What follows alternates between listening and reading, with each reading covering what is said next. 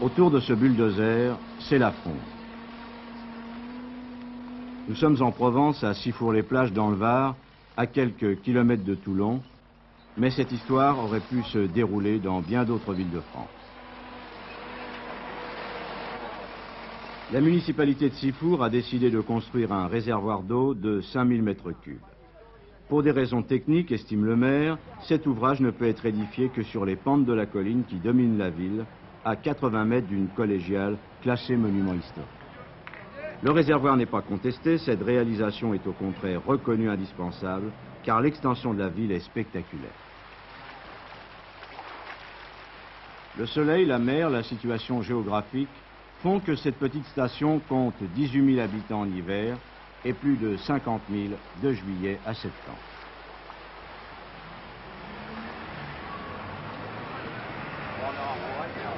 Mais ce qui est contesté par les amis de la collégiale, et ils sont nombreux, c'est l'emplacement du réservoir.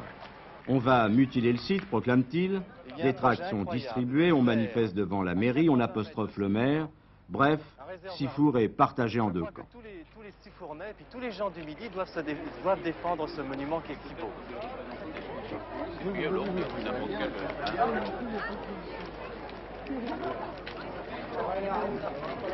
Un décor et des personnages qui ne déplairaient pas à Marcel Pagnol. Quand je prends ce petit chemin qui monte vers la collégiale, il y a des arbres, il y a des oliviers, il y a des figuiers, il y a des fleurs. Et alors je pense que ce réservoir va faire disparaître toute cette nature. Et ça me rend... Je suis infiniment triste de tout ça. C'est en effet ici, au milieu des oliviers, que va s'élever le réservoir. 6 mètres de haut, 30 mètres de diamètre, à 2 pas de ce monument historique. Une petite église romane du XIe siècle, d'une grande beauté, abritant des œuvres d'art du XVe et du XVIIe siècle. Mais regardez.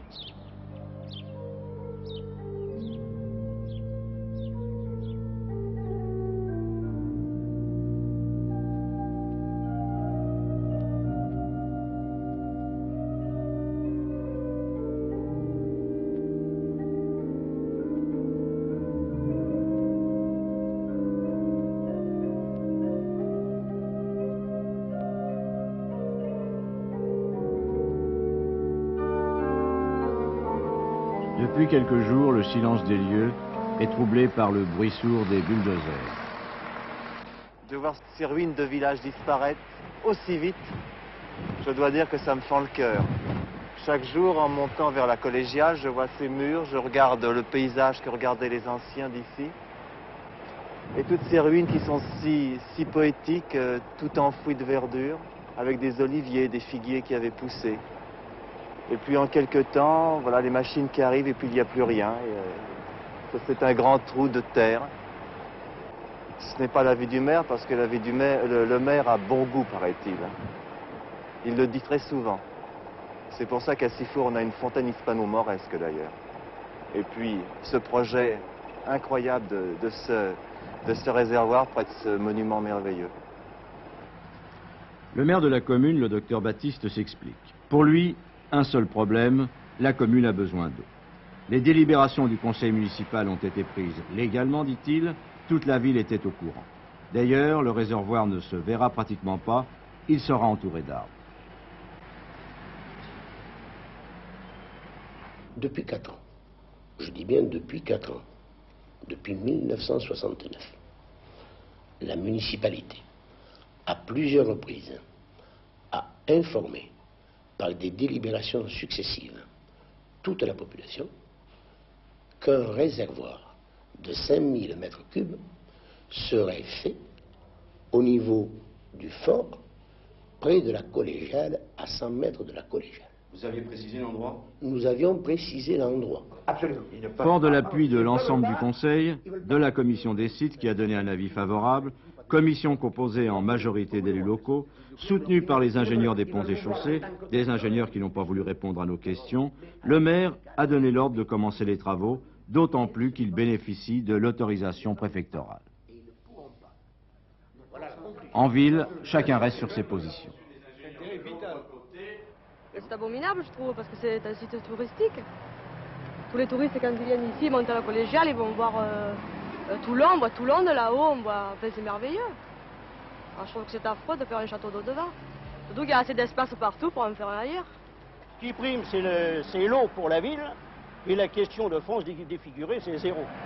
C'est pour, oui, ça serait bien, parce qu'ils nous orientent de l'eau tout le temps, bien entendu. Mais quoi? Mais ben, peut-être ça... Ce serait pas esthétique. Non? C'est bien de le reconstruire là-haut. C'est bien. Oui. Je pense qu'il y a toujours des solutions autres pour ne pas abîmer quelque chose quand on veut ne pas l'abîmer. C'est ça qui est dommage. Parce que la collégiale, elle attirait quand même pas mal de monde. Et en dehors de ça, c'est quelque chose qui était beau. Et on a maintenant très peu de choses très belles.